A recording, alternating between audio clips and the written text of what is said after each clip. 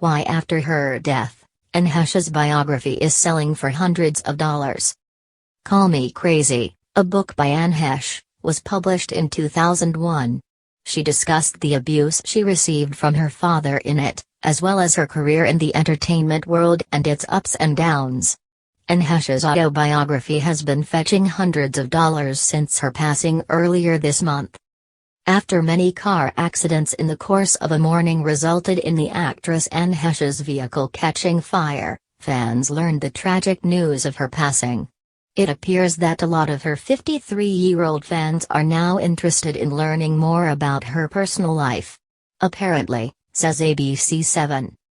Hardcover editions of the book are currently being sold on Amazon as collectors for between $544.99 and $589.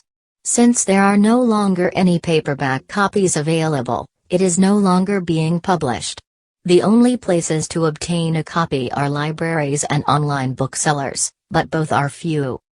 According to USA Today opens in new tab, at the time Heche launched her memoir, Heche claimed in an old story that she wrote her book as a method to tell her tale completely as opposed to what the media was reporting about her. The Donnie Brasco actress made some shocking confessions, including that she believed her father may have assaulted her sexually from the time she was a newborn until she was 12 years old. In 1983, AIDS-related complications claimed his life. Heche also discussed the unexpected turn of events that occurred in Fresno in 2000 when she was discovered wandering and muttering about a UFO. The actress from Wag the Dog claimed she took an ecstasy pill to board a spaceship in search of love in heaven. To get away from the trauma she experienced in the actual world, she adopted the alternate identity of Celestia, who was a resident of a dream realm.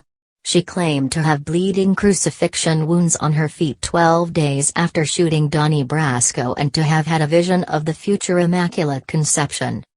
The tragic deaths of Anne Heche's siblings are another topic she covered in her memoir.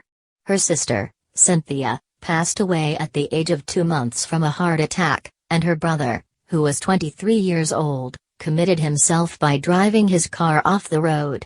The Daytime Emmy Award winner expressed her desire to become friends with her sister in heaven in the second chapter. Her friendship with comedian and talk show personality Ellen DeGeneres was a media-known scandal that was discussed in the book. She was rejected by the industry for the then controversial romance because people back then weren't accepting of same-sex relationships, and she almost didn't receive the part in the humorous film 6 Days. Harrison Ford's 7 Nights. The native of Ohio might have planned to publish a sequel to her story. Heche was interviewed earlier this year for a posthumous episode of the podcast Behind the Velvet Rope, and during that conversation, she revealed that her next book would have been called Call Me Sane and that it would have been a flip side to her previous work. Writing a more upbeat book about overcoming abuse and learning to love oneself was her goal. Heche also stated during the program that she would choose Miley Cyrus or Kristen Bell to play her in a movie of her life. If this biopic is ever made, those actresses will need to be kept in mind. The fact that readers won't be able to read what would have been Anne Heche's potential book sequel is truly tragic. But on a happier side, she had the chance to give her organs before she passed away, which was bittersweet. Reading her book would be a terrific approach to comprehend what would have been going through this actress's head on the final day she was alive and the fights she was fighting all the time with her mental health difficulties as celebrities and people who loved her pay respect to her untimely departure. Check Watch Donnie Brasco and Catfight on your Netflix account to see some of her best performances.